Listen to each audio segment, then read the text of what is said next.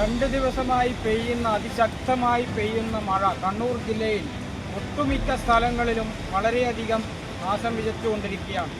ഞാനിപ്പോൾ ഉള്ളത് നമ്മുടെ പഴശ്ശി ഡാം ഗാർഡനിലാണ്.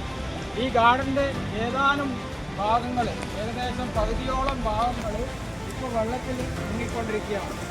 നിങ്ങൾക്ക് ഇവിടെ കാണാൻ വേണ്ടി സാധിക്കും, പഴശ്ശി ഡാം എല്ലാ ഷട്ടറുകളും തുറന്നപ്പോൾ ഇവിടെ ആകമാനം ഇതിൻ്റെ സമീപ പ്രദേശങ്ങൾ ഉൾപ്പെടെയുള്ള സ്ഥലങ്ങളിൽ നിങ്ങൾക്കിപ്പോൾ കാണാം. നമ്മുടെ ഗാർഡനിൽ ഈ പ്ലേ ഗ്രൗണ്ട്, ഇതൊക്കെ കുട്ടികൾ പാർക്ക്, ഇതൊക്കെ ഇപ്പോൾ വെള്ളത്തിലാണ്. അതിശക്തമായി ഇപ്പോഴും വെള്ളം കയറിക്കൊണ്ടിരിക്കുകയാണ്. ഇപ്പോഴും വളരെ കാണാൻ പറ്റും മഴ പല മേഖലകളിൽ, ഇടുക്കിയുടെ പല പ്രയോഗങ്ങളിലും മഴ കൂടുന്നത് കൊണ്ട് വളരെ ശക്തമായിട്ടാണ് കാവലിപ്പുഴ കരകവിഞ്ഞ് ഇങ്ങോട്ടേക്ക് ഒഴുകുന്നത്. ഇതിൻ്റെ അടുത്ത പ്രദേശങ്ങളിലൊക്കെ ശക്തമായ മഴയും ഉണ്ട്. അതുകൊണ്ട് എല്ലാവരും ജാഗ്രത പാലിക്കണം. പഴശ്ശി ജലസാഗർ വൈദ്യുത പദ്ധതിയുടെ വലിയ പ്രവർത്തനങ്ങൾ നടന്നുകൊണ്ടിരിക്കുകയാണ്. അപ്പോൾ നിങ്ങൾക്ക് കാണാൻ വേണ്ടി സാധിക്കും, ഈ ഏരിയയിലൊക്കെ വെള്ളം കയറിയിട്ടുണ്ട്. അതുപോലെ ഈ പ്ലാസ്റ്റിക് വേസ്റ്റ് കുപ്പികളൊക്കെ ഇവിടെ കാണാം.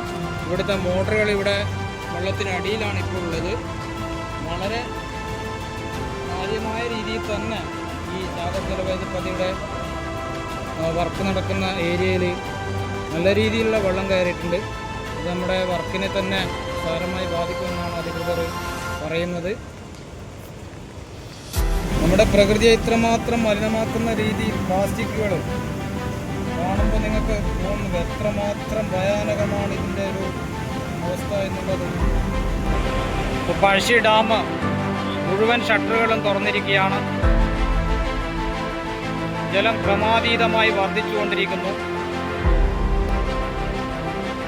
പഴശ്ശി ഡാമിന് താഴെയുള്ളവർ ജാഗ്രത പാലിക്കുക.